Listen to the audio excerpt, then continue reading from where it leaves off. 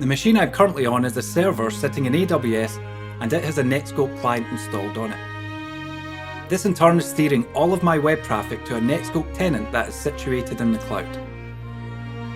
I've previously configured a few policies that will stop me downloading files from any type of cloud storage sites or application.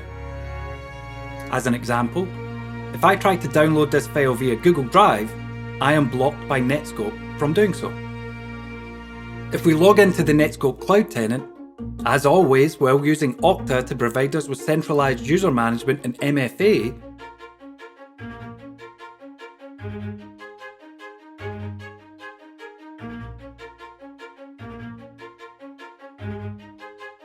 and then click to view our policies, there are two.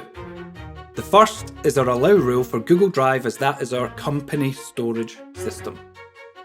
This has every activity except download enabled. The second is for the wider cloud storage category that has stricter activity permissions applied to it.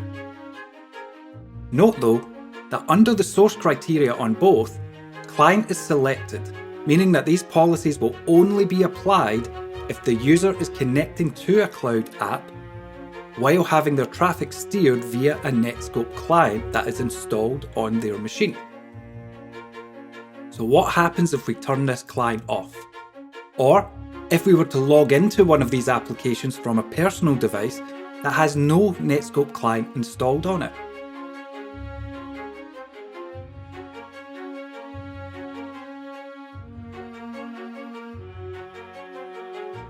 As can be seen, with the client disabled, I can now download the file I was blocked from doing so previously. And as this is our company sanctioned cloud storage application, me logging into this from a personal device and having no controls whatsoever applied to my activity could be quite dangerous. Returning to our policies, I have previously configured the Netskope reverse proxy, and I've integrated this with Google Drive via Okta, and I can now amend my policies to include the Netskope reverse proxy as a source criteria.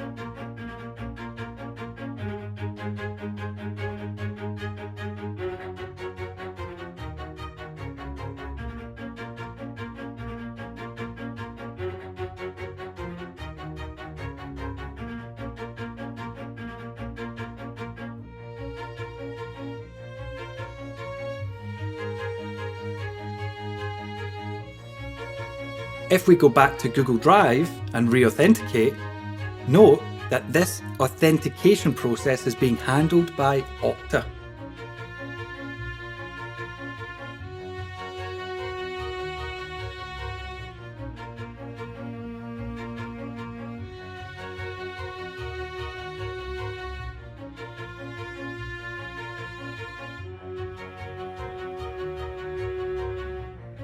We are now logged into Google Drive, and we can view all of the files we could see previously.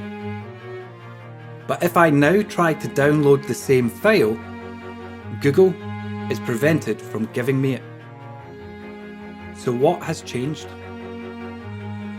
Well, have a look at the domain that I am currently visiting.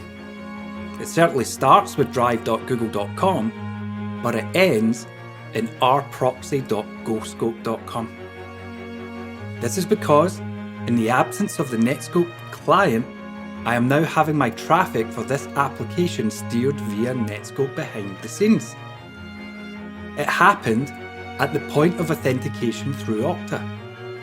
I went to Google Drive and I input my username. I was then sent to Okta. Okta handled the authentication, but it actually handed me over to Netskope. Netskope then presents Google Drive to me, which is why we see a ghostscope.com domain in our URL. As Netskope is now integrated with my traffic going to Google Drive, it has certain control over the activities that I can perform within Google Drive. So the policy that we configured previously was to stop me downloading anything if I was using the reverse proxy. And here, with no Netskope client running, as if I was coming in from a personal machine, I cannot download this file.